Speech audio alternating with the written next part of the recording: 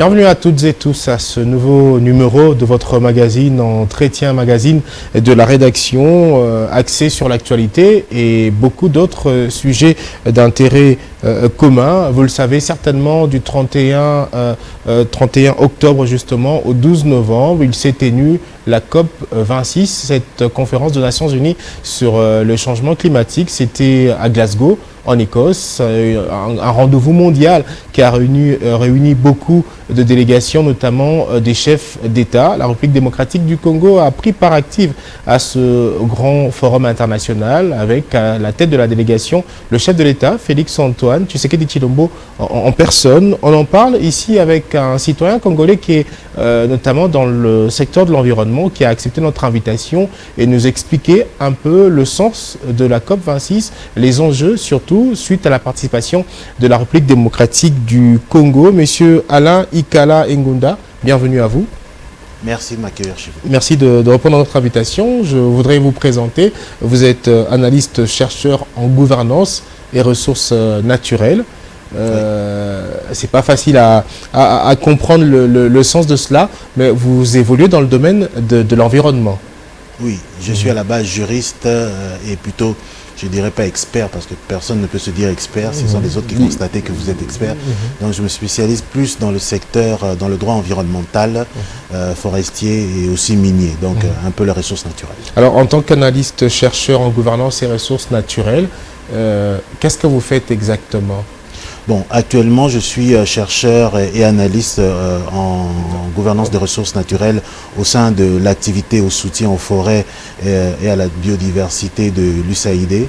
Et en fait, c'est un projet, en fait, comme vous voyez, c'est une activité de l'USAID qui, en fait, permet de soutenir à la fois l'administration, mais tous les acteurs qui évoluent dans le secteur de l'environnemental et dans les projets et les initiatives permettent de lutter contre les menaces qui pèsent sur les forêts et la biodiversité. Il s'agit de Forest and Biodiversity Support Activity. Donc c'est un projet que l'on retrouve au sein vous avez parlé du PNUD, je pense. Non, c'est un projet de l'USAID. Oui, c'est un contrat qui a été gagné par l'entreprise Tetra Tech, pour lequel je travaille, et ce contrat, en fait, comme je vous l'ai dit, consiste à la fois de soutenir à la fois les acteurs institutionnels et les acteurs privés dont les initiatives permettent de lutter contre les menaces qui pèsent sur les forêts et la biodiversité, notamment la déforestation, ce genre de choses. Et moi, je suis là, je travaille en tant qu'analyste et chercheur pour identifier justement ces opportunités, pour essayer justement de soutenir le peuple congolais et son gouvernement. Et en République démocratique du Congo, puisque vous êtes analyste-chercheur en cette matière, quelle est la situation? Est-ce que côté forestation, parce que autrefois on s'est plaint des grands travaux, notamment organisés pour le développement, notamment dans le secteur des infrastructures, beaucoup d'experts se sont plaints pour dire on coupait les arbres. Il y avait un risque quelques années après. Aujourd'hui, quelle est la situation? La situation de la déforestation en RDC est quelque peu critique. Selon le Global Forest Watch, qui est en fait une initiative de l'Université du Maryland qui surveille justement la perte du couvert forestier dans le monde, la RDC en termes de perte du couvert forestier a perdu 1 million d'hectares donc chaque année presque. Sur l'ensemble du territoire national. Sur l'ensemble du territoire national. Et dans les forêts primaires, elle perd environ 400 000 hectares par année. C'est beaucoup. Et l'une des causes de cette déforestation sont l'agriculture itinérante sur brûlis et la carbonisation, donc l'utilisation du makala. Makala, le charbon de bois. Voilà. Et notre travail justement dans l'activité de l'USAID consiste justement à soutenir les initiatives et les projets qui vont dans le sens de lutter ou d'atténuer l'utilisation par exemple du charbon de bois.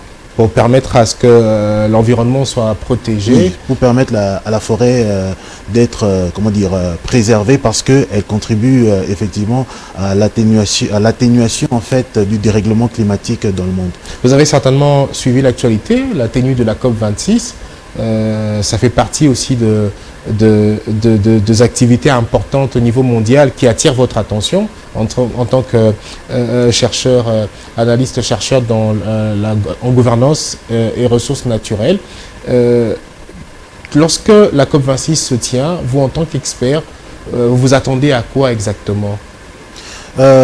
D'abord, la COP26 se tient pourquoi? C'est parce qu'on a constaté, donc les scientifiques ont constaté qu'il y a un dérèglement climatique dans le monde qui est dû à une augmentation de la température et due, cette augmentation par les émissions de gaz à effet de serre, donc le CO2. Le CO2. Donc, et ce CO2-là est justement à cause, par exemple, des énergies fossiles. Donc il y a des pays qu'on appelle communément pollueurs qui qui doivent faire beaucoup d'efforts, et je pense que c'est tous les pays qui polluent. Mais la RDC a une particularité, c'est qu'elle fait partie de la solution. Pourquoi elle fait partie de la solution? Parce que le CO2 qui est émis et qui contribue au dérèglement climatique par l'augmentation de la température, la forêt de la RDC permet un stockage ou d'absorber ce CO2, donc d'atténuer le CO2 qui se trouve sur la planète, et permet justement de réguler un peu le climat. Donc c'est là cela au profit du monde entier.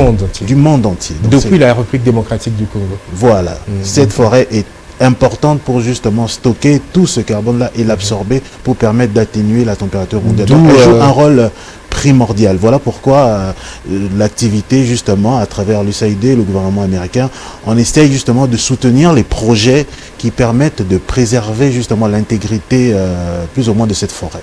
Lorsque le président de la République, Félix-Antoine Tshisekedi Tshilombo, dans son discours à la COP26 le dit, également Madame F. Bazaïba, qui est actuellement vice-première ministre en charge de l'environnement et développement durable, le dit également, parce qu'elle était également sur place, que la RDC est le pays solution.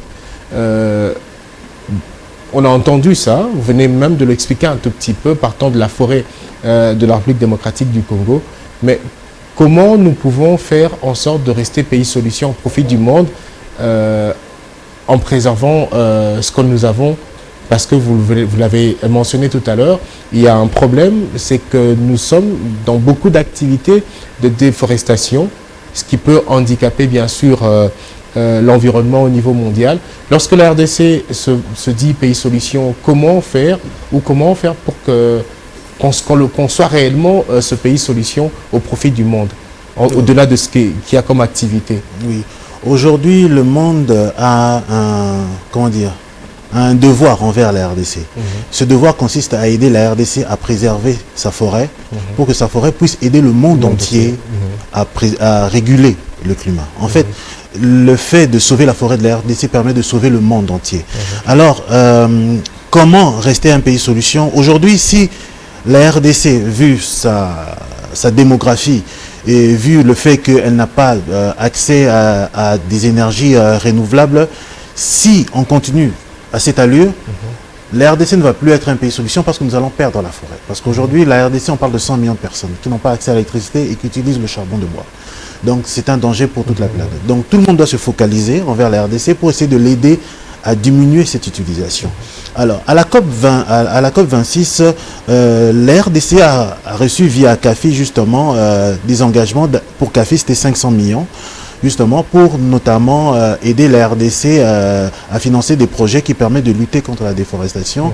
Et plusieurs pays et organismes se sont engagés, en plus des 500 millions, 1,5 milliard pour soutenir la RDC justement à voir des projets, à les soutenir via des projets qui permettent de lutter justement contre ce phénomène qu'est la déforestation. Donc il y a des engagements qui ont été pris par le monde entier, dont justement le gouvernement américain via l'USAID.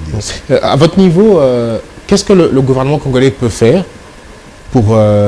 parce qu'on reçoit un financement, oui, et surtout c'est plus dans les fins fonds, où l'on trouve des villageois qui n'ont pas accès à l'électricité, vous venez de le dire, et qui vivent des activités notamment dans le secteur de l'agriculture. Il faut brûler la forêt, quelques étendues d'espaces de forêt pour survivre. Qu'est-ce quelle est la bonne politique pour permettre à ce que ces personnes-là s'en passent de la déforestation? Il faut non seulement les financer en activité, mais est-ce qu'elles auront un autre moyen de survivre sans passer par la déforestation? Oui, justement, c'est pour ça. En fait, la responsabilité est de deux ordres. À la fois pour les partenaires de la RDC et pour la RDC elle-même. Pour les partenaires de la RDC, il est évident qu'elles doivent mobiliser les financements nécessaires pour permettre à la RDC de lutter contre la déforestation. Pour la RDC, l'obligation consiste, quand le monde est prêt à vous aider, justement à établir un plan qui permet de lutter contre la déforestation. Ce plan, comme je vais vous donner quelques exemples. Aujourd'hui, la cause principale de la déforestation en RDC, c'est l'agriculture itinérante sur brûlis. Les paysans ne savent pas faire autrement.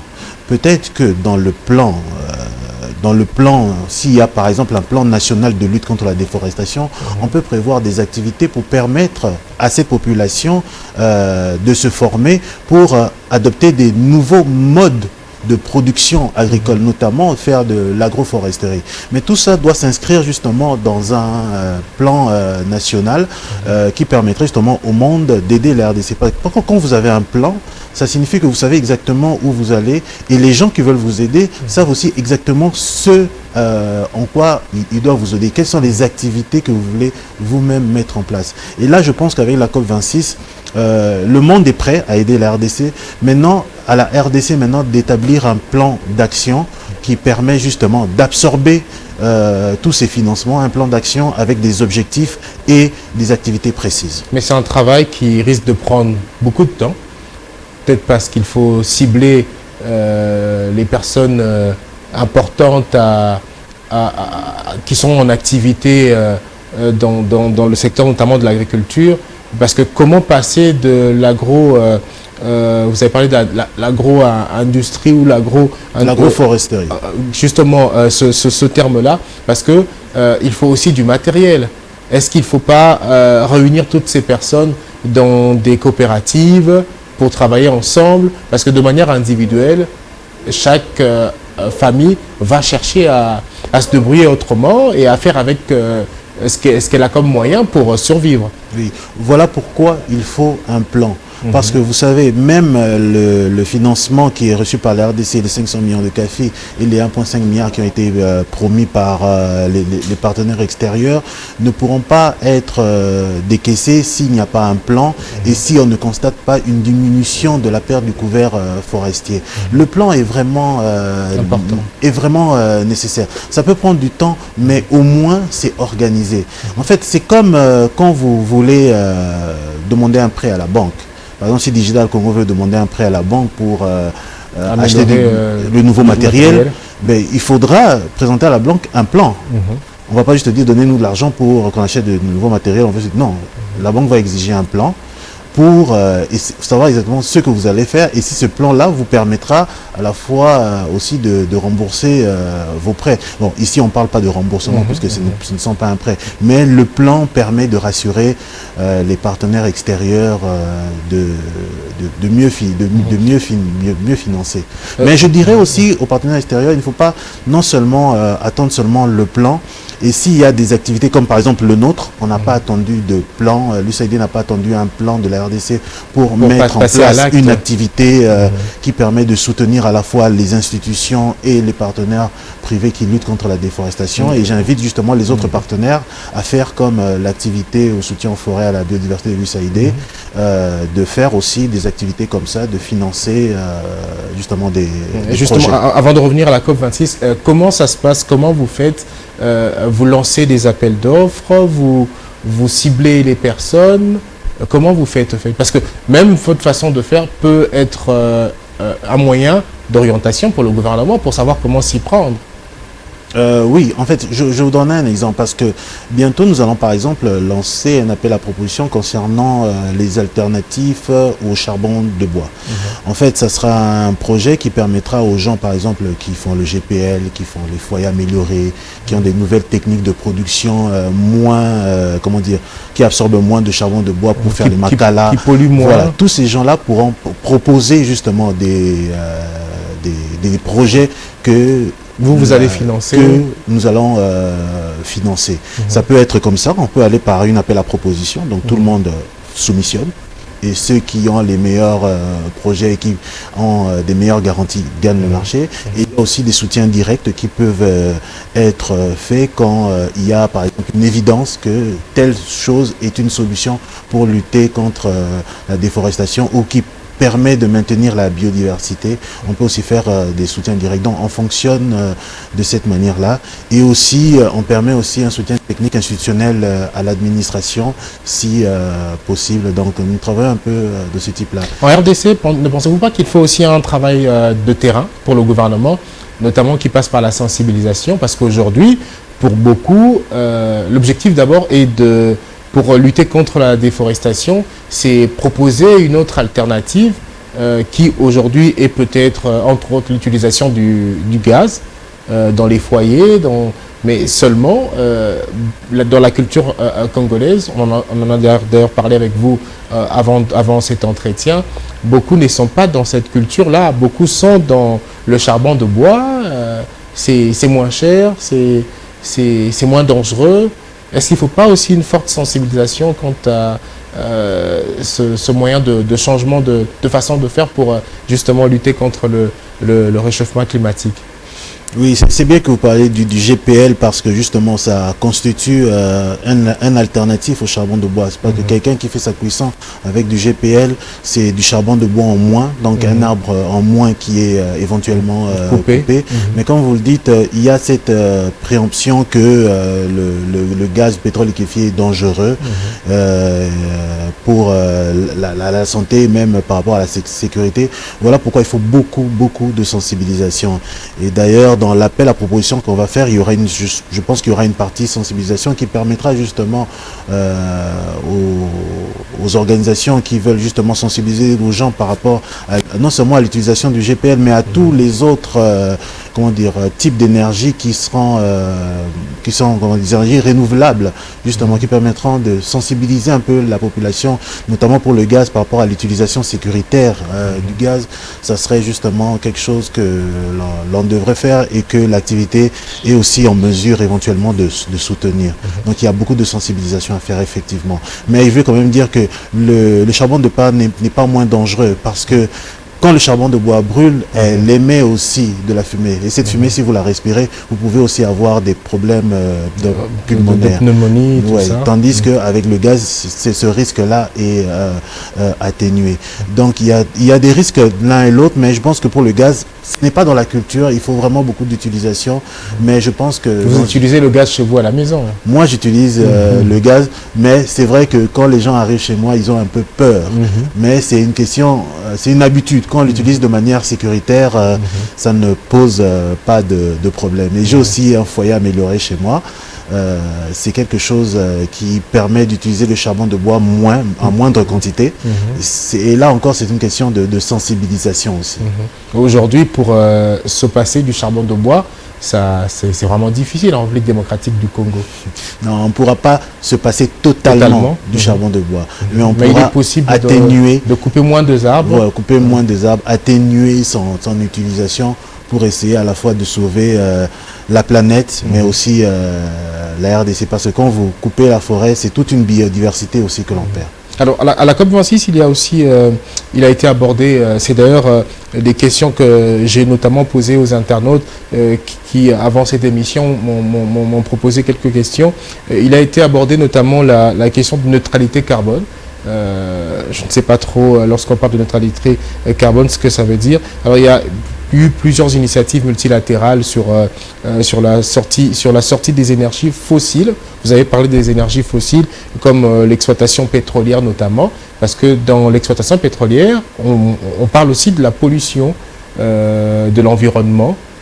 Il y a des pays qui, à la COP26, ont pris l'engagement, notamment l'Inde, qui est un pays émergent, qui ont pris l'engagement de revoir leur façon de faire pour polluer moins l'environnement. Mais est-ce que ces pays qui vivent sur le plan économique de ces activités, pensez-vous que ces pays pourront réellement respecter ces engagements-là au profit de l'environnement? Il y va de leur survie. Parce que si la température augmente de manière infinie, nous ne pourrons plus vivre sur Terre. Donc c'est une question de vie ou de mort. Et pour l'Inde et pour la Chine, c'est une question de vie ou de mort. Je pense qu'ils n'auront pas le choix que de faire cette transition écologique pour se sauver eux-mêmes. Mais la transition écologique, justement, c'est changer carrément de mode de production. Je ne sais pas si vous comprenez, c'est que pendant des siècles, nous avons fonctionné avec les énergies fossiles. Et il faut changer carrément ce mode de production pour aller vers justement l'électricité, l'hydrogène. C'est vraiment l'éolien, le solaire, c'est vraiment une culture à changer et ça prend beaucoup de temps. Et c'est vrai que la RDC ne pollue pas plus. Il faudrait que les pays qui polluent le plus puissent faire justement cette transition écologique, passer des énergies fossiles aux énergies renouvelables. Mais la RDC, c'est vrai qu'elle ne pollue pas, mais elle peut aussi faire, prendre des actions pour justement diminuer aussi sa consommation des énergies fossiles. Je vous donnerai un exemple. Les voitures, par exemple. Vous savez que nous importons les voitures RDC d'occasion qui datent d'il y a 20 ans en Europe. 10 ans. Nous avons même encore des véhicules qui viennent de Dubaï qui sont de 2006, 2008, 2010. Oui, voilà, qui datent et qui polluent beaucoup justement. Et des véhicules diesel aussi qui polluent beaucoup.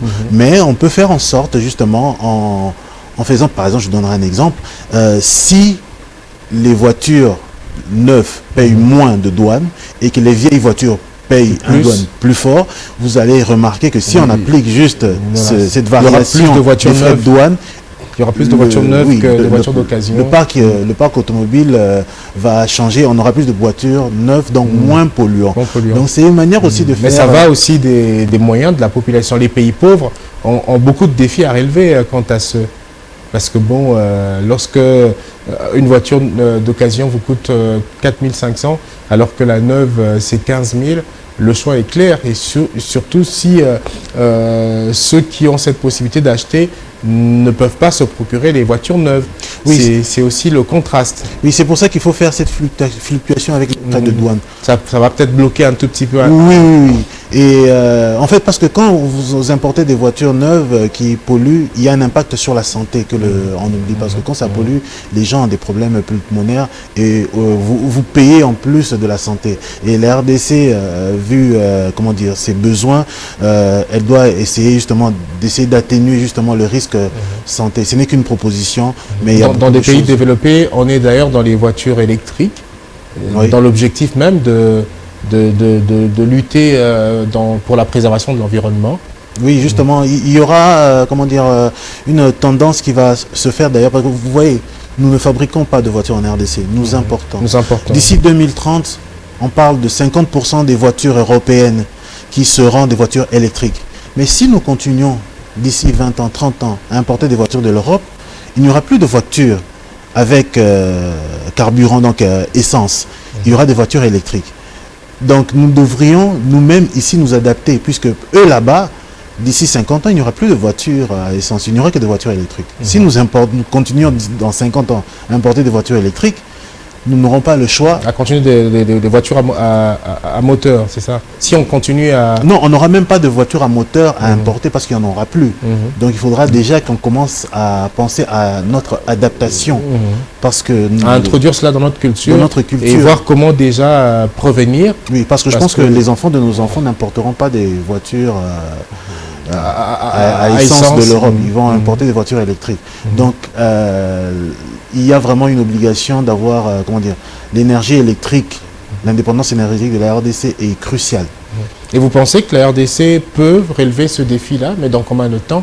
C'est un long processus pour arriver à vivre de manière à préserver l'environnement comme il se doit. Oui, il faut comprendre que vous avez parlé du GPL comme alternative, mais il y a une alternative que l'on oublie souvent, c'est l'électricité. Et la RDC a un potentiel électrique énorme. Aujourd'hui, il faut quand même féliciter le gouvernement parce qu'aujourd'hui, nous avons l'ANSER, nous avons une loi sur l'électricité qui encadre vraiment ce secteur et qui a surtout libéralisé ce secteur. Et nous sommes déjà en train de voir beaucoup d'initiatives privées dans le secteur de l'électricité. Et je pense qu'il faut aller plus loin et essayer même d'avoir un cadre fiscal incitatif qui permette justement au secteur privé d'investir dans le secteur électrique. Parce que si la RDC n'a pas accès à l'électricité d'ici 20 ans, elle va continuer à utiliser le charbon de bois et c'est le monde entier qui va perdre. Donc, l'indépendance énergétique de la RDC est cruciale, non seulement pour la RDC, mais pour le monde entier. Alors, il y a une question que j'ai reçue là. Je veux vous la poser tout de suite. Alors, on dit qu'à la COP 26, il y a des États qui ont déposé de nouveaux engagements pour changer leur politique agricole afin qu'elle soit plus durable et moins polluante. Or, la République démocratique du Congo, on en a parlé ici, dans nos milieux ruraux, c'est plus l'exploitation de l'agriculture itinérante sur le exactement. Alors, vous pensez que la République démocratique du Congo, par son gouvernement, pourrait arriver donc à cette sensibilisation, notamment dans les fins fonds, où les familles ne vivent que de cette agriculture-là? Parce que cela doit aussi passer par les gouvernements provinciaux notamment. Mais jusque-là, d'ailleurs, après la COP26, on n'en parle plus et ça tarde. Oui, justement, c'est pour ça qu'il faut un plan. Et ce plan-là, le secteur de l'environnement, c'est un secteur multisectoriel.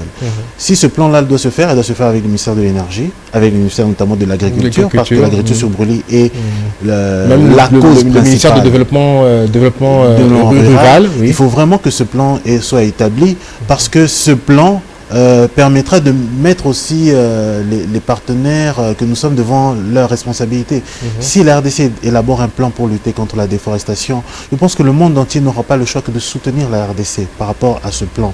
Et c'est ce que j'invite vraiment ardemment le gouvernement, le VPM de l'environnement, à initier justement ce plan de lutte contre la déforestation pour mettre le monde entier devant ses responsabilités vis-à-vis de la RDC, afin qu'on puisse soutenir la RDC à l'application de ce plan. Et ce plan peut inclure justement le soutien aux agriculteurs pour qu'ils puissent adopter un nouveau mode d'agriculture qui n'est pas l'agriculture sur brûlis.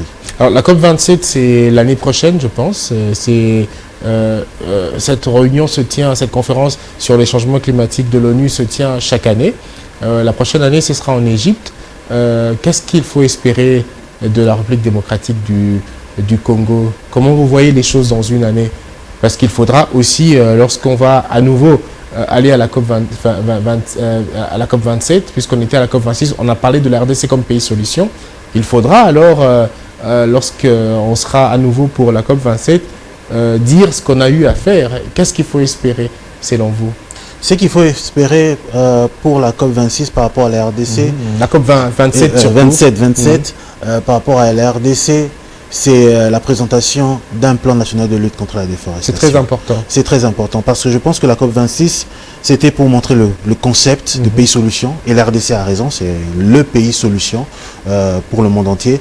Et à la COP 27, je pense que si on vient avec un plan bien établi, avec des objectifs, des activités, avec un chronogramme, avec des coûts, avec des agents d'exécution, si on présente ça à la COP 27, je pense que la RDC pourra tirer énormément des dividendes parce qu'elle mettra le monde entier devant ses responsabilités. La RDC avait dit qu'elle est une pays solution et voilà comment elle peut maintenir justement cette catégorie de maintenir le fait qu'elle est pays solution. Donc ce plan est essentiel à mon égard. S'il présente ce plan, je pense que tout le monde sautera dessus. Alors, il y a aussi des partenaires en République démocratique du Congo, comme l'USAID. Vous êtes membre d'un projet, vous l'avez dit ici, qui passe par l'USAID, Forest and Biodiversity, Super Activity. Qu'est-ce que la République démocratique du Congo peut attendre des partenaires comme l'USAID? Parce qu'il y a un pacte d'engagement signé à Glasgow. On l'a dit ici, l'année prochaine, la RDC devrait présenter son évolution. Mais les partenaires, vous avez des idées, les partenaires sont déjà d'ailleurs dans des projets avec des appels notamment à ceux qui militent pour préserver l'environnement. Qu'est-ce qu'on peut attendre des partenaires? Parce que le gouvernement seul ne va peut-être pas réussir. Des partenaires internationaux, notamment l'USAID, donc le gouvernement américain, dans les 1,5 milliard qui ont été justement pris comme engagement à la COP26, le gouvernement américain a donné aussi sa part dans ces 1,5 milliard. Donc il y a déjà un engagement qui a été fait. Et aussi, il faut comprendre que il n'y a pas seulement l'activité au soutien aux forêts et à la biodiversité auquel je suis membre. En fait, le gouvernement américain a tout un programme que l'on appelle le programme CARPE, qui existe en RDC depuis 1995. Nous sommes une des activités, mais ça comprend beaucoup d'activités aussi avec d'autres acteurs qui permettent de soutenir la RDC justement par rapport à ces activités. Mais pour la première fois quand même, je dois l'avouer, parce que avec l'activité dans laquelle nous sommes avec l'USAID, c'est la première fois qu'il y a un contrat et que l'on décide d'aider directement les populations, le secteur privé qui ont des initiatives. Parce qu'on a remarqué en fait qu'en RDC, il y a beaucoup de jeunes entreprises, des jeunes entrepreneurs et même des communautés locales qui ont beaucoup d'idées et d'activités innovantes dont personne n'a pensé. Et on n'arrivait pas, ces idées étaient un peu disparates.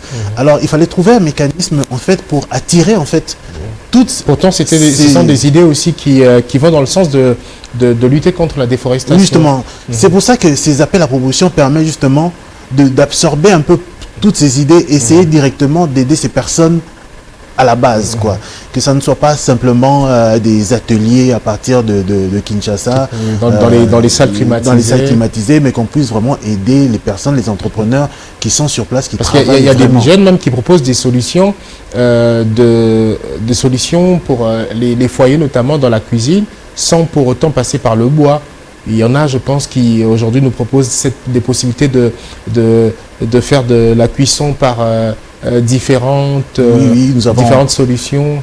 Oui, nous avons rencontré, avant, toute cette année, nous avons fait un voyage, une mission de cadrage qui nous a permis en fait de faire le tour de la RDC et de rencontrer les gens, de voir leurs propositions. D'ailleurs, ce que vous dites là, justement, nous avons rencontré une jeune dame à Bukavu qui fait en fait, c'est pas du charbon de bois, mais ce sont des petites plaquettes qu'elle a imaginé, en fait, qu'elle prend des résidus en fait, quand vous achetez de Pondu, par exemple, toutes ces choses biodégradables, elle les prend et elle arrive à les transformer pour faire des petites plaquettes qu'on utilise à la place du makala.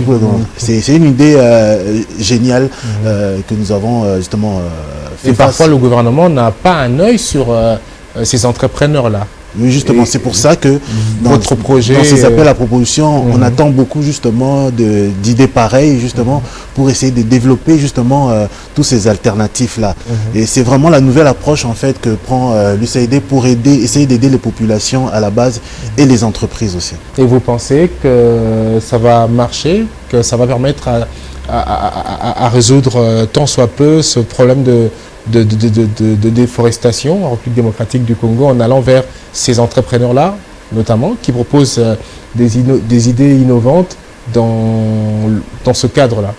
Ça va aider et on ne pourra pas tout faire. Ça, il faut être clair. On ne peut pas tout faire. Mais pour moi, c'est un mécanisme que les autres partenaires devraient aussi adopter. Parce que je travaille dans le secteur de l'environnement depuis 10 ans. On a souvent des projets qui débutent à Kinshasa, des mini-projets. On passe souvent par des ONG qui sont déjà connues. Mais là, on va vraiment vers les entrepreneurs. Et c'est quelque chose que l'USAID ne peut pas faire tout seul.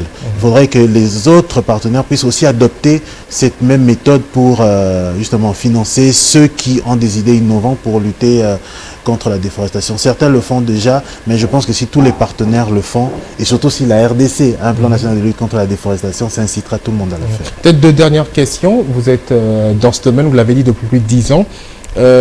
Quand vous voyez Kinshasa, parce que l'environnement, c'est pas seulement lorsqu'on pollue avec l'utilisation du charbon de bois, ou l'environnement, c'est aussi veiller sur l'assainissement pour que le milieu de vie soit un milieu qui répond aux normes, qui protège.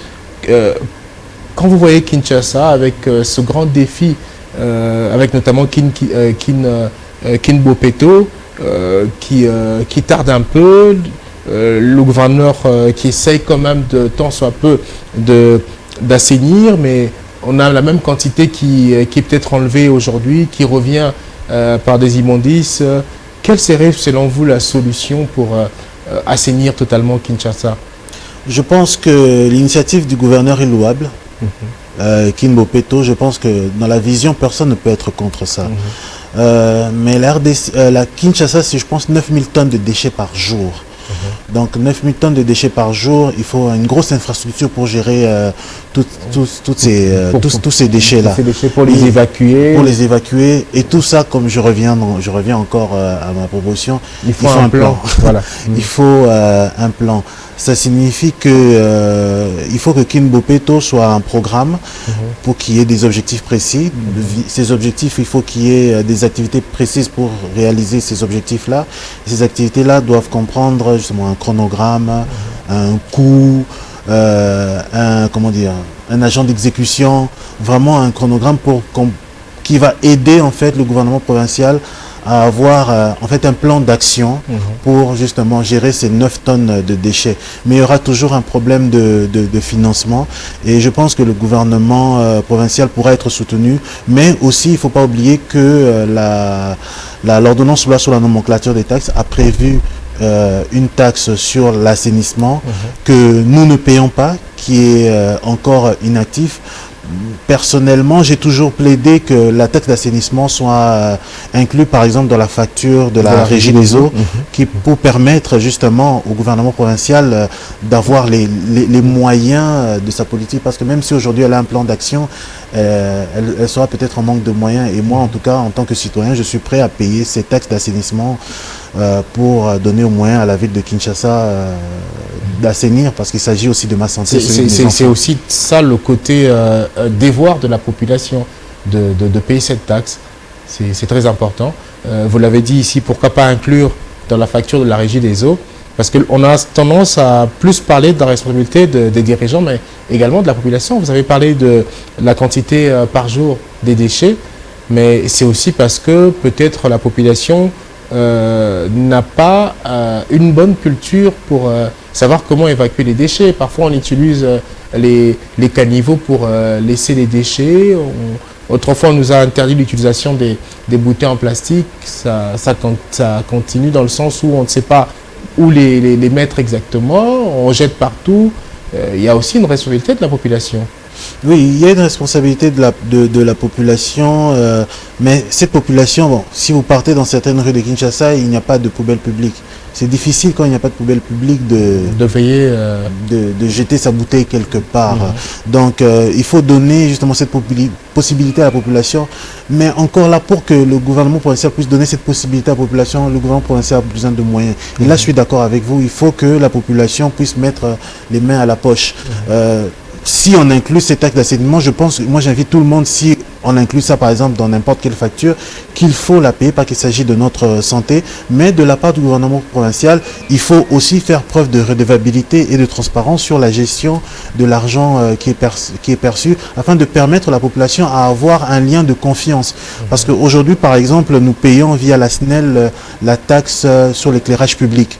Et nous voyons effectivement que le gouvernement provincial est en train de faire des efforts pour mettre l'éclairage public. Et là, ça crée un lien de confiance. Et je pense que si on fait la même chose avec la taxe d'assainissement, chacun des deux parties aura un lien de confiance que l'on pourra justement créer pour permettre à l'assainissement de cette ville.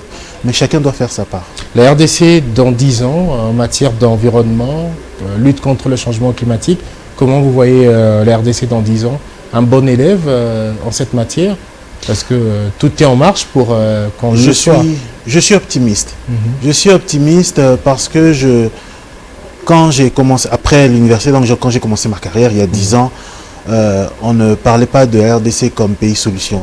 On ne faisait pas le lien entre la déforestation et l'accès aux énergies renouvelables. Aujourd'hui, tous ces liens-là sont faits. Aujourd'hui, quand je vois la VPM parler de pays solution et il l'expliquait dans les chaînes internationales, croyez-moi, pour quelqu'un qui a travaillé depuis 10 ans, je suis rassuré parce qu'au moins maintenant, on comprend le mécanisme. Ce qui manque actuellement maintenant, c'est d'avoir un plan. Et ça, je pense qu'on a toutes les capacités techniques et intellectuelles de l'avoir. Donc, je suis très optimiste pour les 10 prochaines années. Et si à la COP27, la VPM nous ramène un plan d'action de lutte contre la déforestation en RDC chiffré, je pense que ça sera magnifique et il mettra le monde entier face à ses responsabilités. On espère qu'elle sera encore à ce poste parce qu'on a l'habitude de voir un ministre avec un projet. Lorsque ce ministre-là part, c'est lui qui vient, met ce projet de côté, pense à mettre en place un autre projet. Il n'y a souvent pas de continuité dans les cabinets pour parvenir à des projets, à la mise en œuvre de ce genre de projet. Oui, bon, il y a ce qu'on appelle la continuité de l'État. C'est très important. Je pense que sur des choses aussi stratégiques que la lutte contre la déforestation et l'apport de la RDC dans la lutte contre le dérèglement climatique mondial, je pense que c'est quelque chose d'extrêmement stratégique qui ne dépend pas des personnes physiques mais qui dépend des institutions. Donc je pense que n'importe quel ministre de l'Environnement qui sera là n'aura pas le choix que de répondre à ces questions. Merci à vous, Alain Ikala Ngunda. Je rappelle que vous êtes analyste chercheur en gouvernance et ressources naturelles. Merci de nous avoir édifié en cette matière. C'est une matière assez, je dirais, sensible, mais qui pousse à beaucoup de réflexion et surtout que il revient à la responsabilité du gouvernement de respecter ses engagements, mais à la population aussi de comprendre l'importance qu'il y a dans la lutte contre notamment la déforestation, parce que ça reste dans une culture à peu près ignorée ici en République démocratique du Congo. Merci de nous avoir édifié à ces sujets et bonne chance à votre travail au sein de Forest and Biodiversity Super Activity. On espère que dans les tout prochains jours, il y aura beaucoup de particuliers que vous avez ciblés qui pourront obtenir des financements, pourquoi pas, pour œuvrer au profit de la lutte pour un environnement qu'il faut, pour préserver la santé de tous, parce que lorsque l'environnement est assaini, tout le monde est, je pense, en bonne santé. Effectivement. Merci à vous. Merci de m'avoir invité. Merci à vous d'avoir répondu à notre invitation. Merci également à vous de nous avoir suivis. Merci. N'hésitez pas, vous aussi, si vous avez à dire, comme on a l'habitude de le rappeler, dans un domaine précis, de venir pour nous édifier et aider les uns et les autres à comprendre comment devraient se faire les choses. Cette fois, on était avec Alain Ikala Ngunda, qui, je le rappelle, et analyste-chercheur en gouvernance et ressources naturelles. Nous avons parlé de l'environnement après surtout la participation de la République démocratique du Congo à la COP 26. Merci à l'équipe technique, portez-vous bien.